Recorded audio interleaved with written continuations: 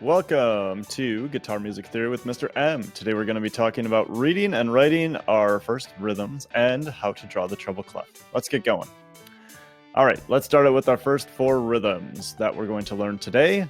They are as follows: the whole note, which kind of looks like a donut; the half note, which looks like a donut with a stick; the quarter note, which looks like a donut with no hole and a stick; and finally, the eighth note, which looks like that. Let's see how we write these on the musical staff. Just a friendly reminder, the staff is the 5 lines and 4 spaces that we write our musical notes on.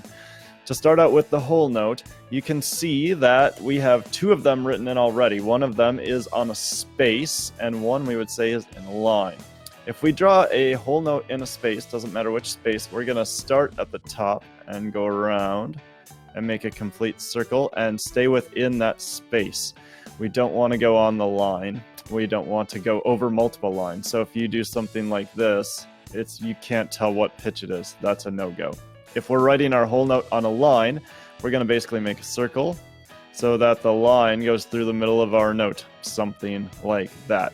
It doesn't have to be super fancy, these scripted notes, like the ones that I have input here. These are done on notation software. And you are not going to look like notation software when you're writing out your notes.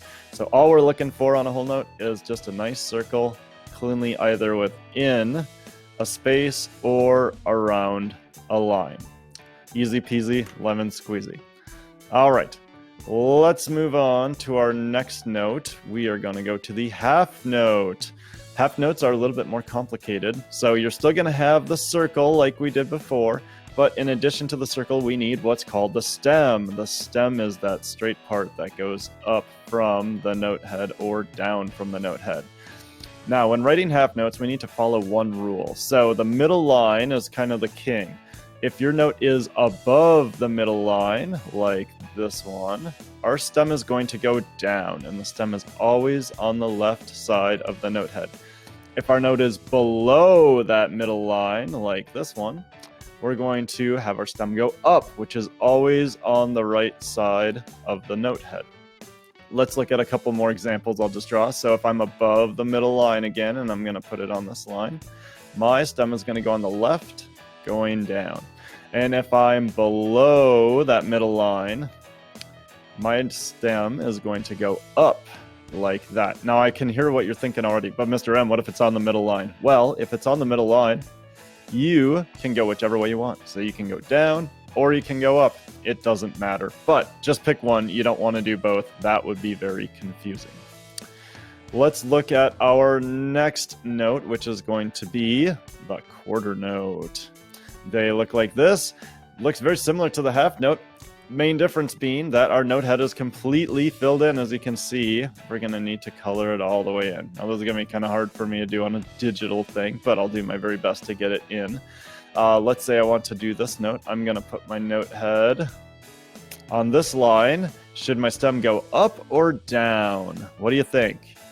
If you said up, you are correct, which means it's going to go on the right side, and make sure you color in your note. If it's not colored in, it's going to look just like a half note, and that would be sure confusing, wouldn't it? Now, we're going to try one more. Let's go. Oh, how about here? All right, should my stem go up or down? What do you think? I can hear you all yelling down. Awesome. So it's going to go down. Make sure, again, that you're coloring in your note head. All right, so quarter notes, half notes, whole notes. Pretty easy so far, right? Well, it's about to get real. The last one we have is a little bit more challenging to write. Eighth notes have what we call a flag on them. So in addition to having the note head like we did before, in addition to having the stem, we have this little swoopy part, which we call the flag. Now, if your stem is going up, you're going to curve to the right and down, and it's the opposite if your note head and stem are going down, then you're going to curve this way. So let's try a couple of these together. If I have my note head right here, is my stem going to go up or down? You said up, you're correct, so it's going up, and then my flag's going to curve out and then back in, something like that. How about this one? I'm going to draw a note right here. Should my stem go up or down? I can hear some of you said up and some probably said down, or some of you said, Mr. M, you can go either way. You are correct. So if we're going to go down, then our stem is going to curl up like that. If we're going to go up, then it'll curve just like the other one. Pretty easy. Just remember to add the flag. Otherwise, it's not an eighth note, it's a quarter note, and that's going to be confusing to the person trying to read it. Last but not least, the dreaded treble clef. Bum, bum, bum. All right, this thing's kind of a pain to draw, I'm not going to lie, but it is necessary. So I could trace the fancy script, but I'm going to show you a little bit easier way to write it, because yours is never going to look like a computerized image. So I start by going straight down from above the staff, and then I stop below the staff. So it should look like that. Then I'm going to make it kind of look like a skinny letter P curving down to the middle line of the staff, like that. Then I'm going to make another kind of half circle to the bottom line, and this is where it gets exciting. I call it the swooperooski. You can call it whatever you want. We're going to aim for this line right here, the second line up, and we're going to make a swooperooski.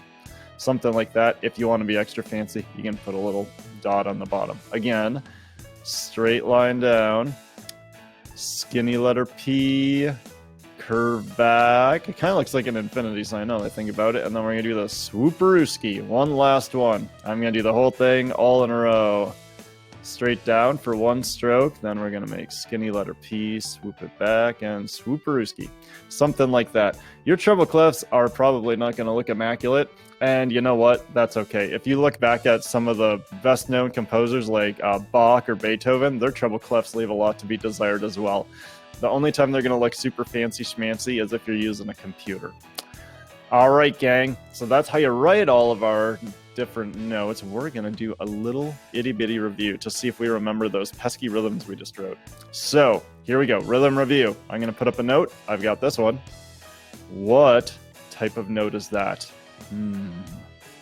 If you said eighth note, you are correct. Very good. Remember, it's got the stem and the flag. That's what makes it an eighth note with the note head filled in. Next one, we've got one of these. Kind of looks like a donut with a stick. That's a... Oh, half note. If you said half note, you're correct. Remember, half notes, the note head is not filled in. Next up, we have the donut note. No, that's not what it's called. It's called a... Oh, whole note. That's right. And finally, we have one of these, which is a... I can hear all of you yelling. You know it. It's the quarter note. Note head filled in with the stem. All right, gang. Thanks for staying with me to the end of the video. Practice writing your rhythms, because that's how we write and read music. Happy practicing.